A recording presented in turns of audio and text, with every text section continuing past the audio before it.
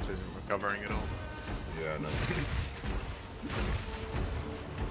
That's what we're showing, right? Alright.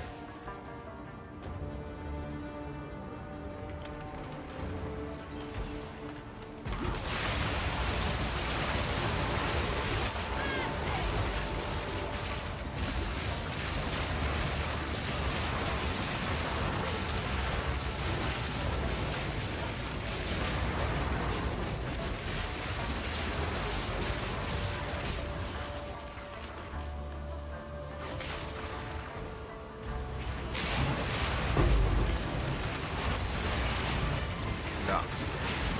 There's no way.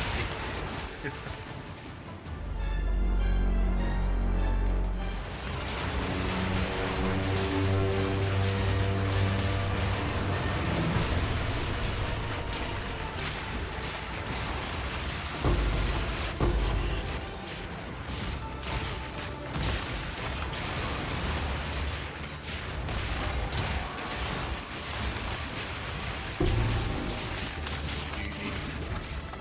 100%.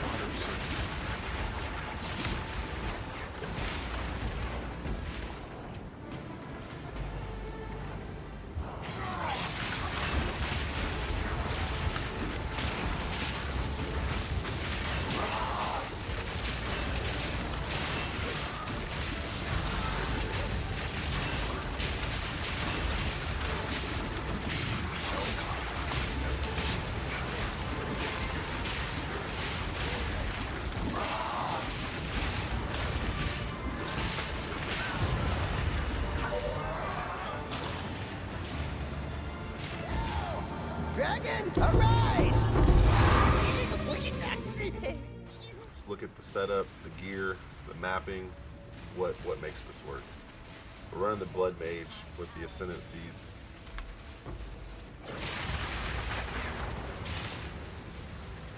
Sanguine Tides and Vitality Siphon. This gives us damage, it also refills our flasks, which allows us to ramp up. The Life Leech allows us to maintain our sustain on the map, and we take the Gore Spike for more damage. The important parts on the passive tree are going to be your blood transfusion, your sacrificial blood, chakra life with your life regeneration nodes, bloodthirsty, life leech. These are all going to make it easier for your vitality siphon to work well. One of the key parts of the build is going to be the tech rod, the undying hate. You have to have this. You have to have keystone marked sacrificial blood. Our other diamond that we're using is Valpack, which will give us the movement speed and life leech. On your Megalo, you're going to want to have Behemoth or another good recovery notable. Any of them are good, but Behemoth gives you more max life, gives you more damage.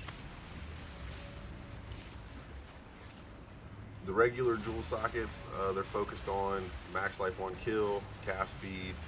They're very basic jewels. Max life on kill.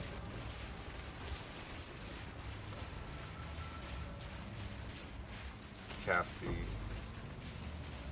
Just filler jewels, nothing that you have to have.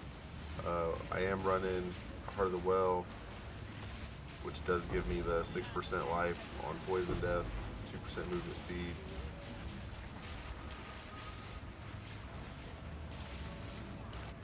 Don't have to have a +3 Prism of Belief or anything like that to run this. So what's making this function is our recovery rate, 1400 recovery rate. Typically, you're going to be at 0 or less than 100. What helps drive this on our gear is going to be the Dust Bloom Studded Vest. When you're looking for these, you're going to want to get one that's corrupted with the overcorruption on the stacks for max fragile growth, and overcorruption on the life regeneration. This armor is what's going to drive the majority of the life regen. On your rings, you want to find flat life regen, cast speed, max life. The other prefixes, if you can get increased life, those are good. You want to go with strength. As much strength on your items as you can. I've been just moving around amulets. I don't think the amulet's all too important. Outside of your damage, your rarity. Went with this one for the extra spirit. Higher cast speed. Gifts from above is really good. This is going to give you the consecrated ground when you need to regen more life faster. Also, you get it corrupted for the 25% increased life regeneration rate. Other notable rings that we've been using, the Death Rush Emerald Ring helps well for movement speed, cast rate. You can get it corrupted with the life regeneration rate as well. Same thing with the Colmec rings. These are usually easy to find early game, pretty cheap. Corrupted these to get the life regeneration. What you're looking for on these are recover max life, 22% life leached from targets by the Abyssal Wasting is instant. So every time you hit something with these, you're going to have the Abyssal Waste. You get instant life leech. So those are some of the things you're looking for on these. The wand is just going to be any +5, +6 wand that you can get for lightning, or if you're going to use cold, you can use a cold wand and just switch out Orb of Storms with Frostbolt. The Headhunter belt's just there to add attribute points and max life. It's not a requirement. They're pretty cheap now. The gloves, what you're going to want to get is the recovery rate as high as you can on your character. So you'll want the increased effective sockets with good max life rolls.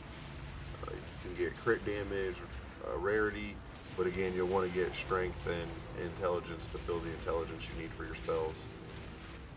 On these, I'm using the Greater Rebirth runes. You will be able to use one of the Tech Rod Gaze. This will give you 1.5 max.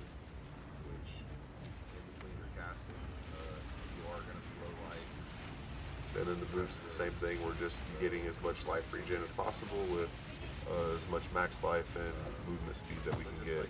The Wrath Pith, just a basic Wrath Pith. That's just adds to the damage.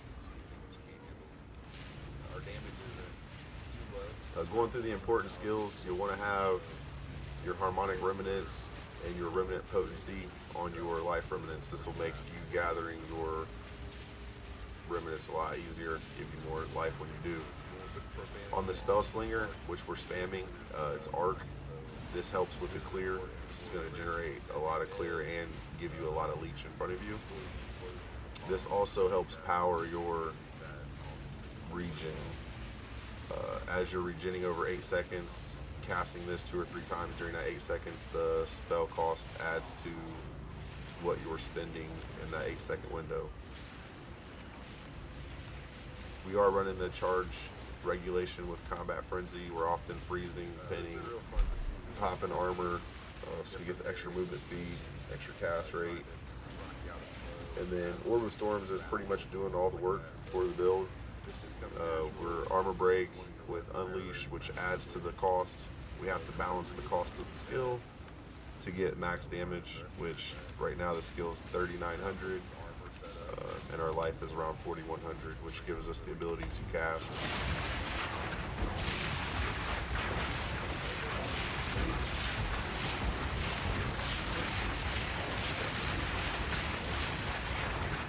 Inside the skill, we want to use Overabundance, which this does is gives us 2 Orbs of Storms at the same time. These work together, so every time that you cast a spell, they will arc off each other and off the spell. So this 400,000 DPS is effectively 800,000 DPS each time you cast this. We're using Adeluis for the Blood Mage cheese. It just helps benefit the damage of the life cost you get to pay for the Adelies. And then we are running just any slot you want. I'm running Profanity. This helps clear out the spam in front of you so that you're not dying to on death effects. This will kill anything under a rare that has explosions, blood bombs, crap on the floor. This will clean it up. We also run a skilled jewels for extra damage for consuming corpses.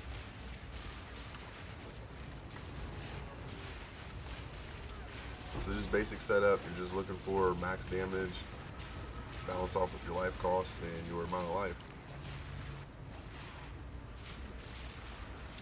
In our casting crit, we were running Arc with Brachiotis. This is pretty much what drops the boss. In between casts on our Spark, or in between casts on our Orb Stormers, we were casting Spark, and this is just to consume the armor break, just to get the cool effect of re-breaking the armor on rares and bosses that don't die in one shot.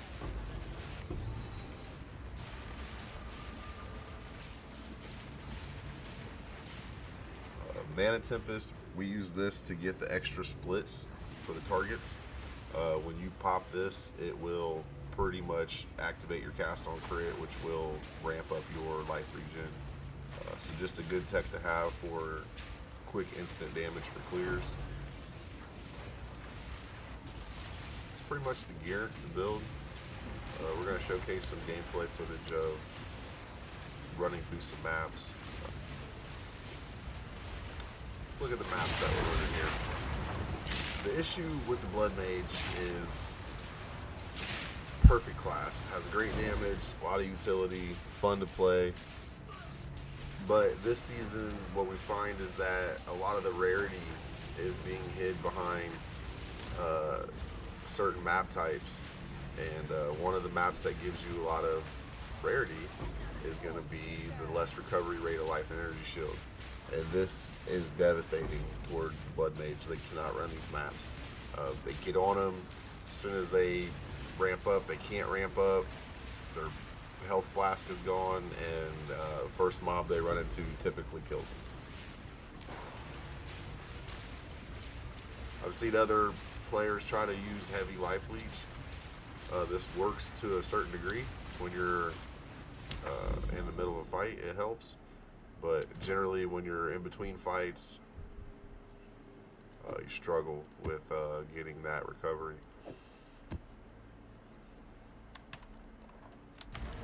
We got really nothing special with the Atlas tree, just kind of basic pack size, rarity where we can. We were doing stuff with the Exiles, didn't really work out, so we just mainly switched over to pack size and rarity.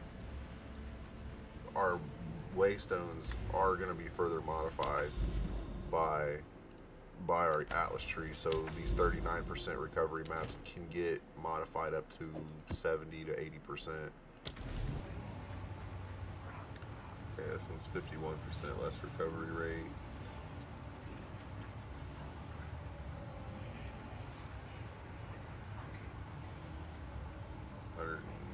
Rarity, huge pack size, magic monsters rather.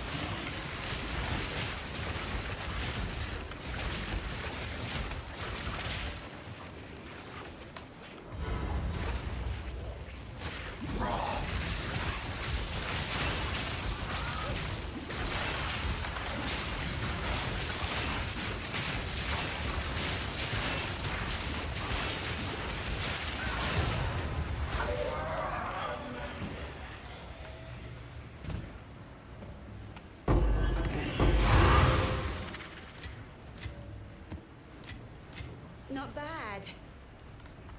Dragon, arise!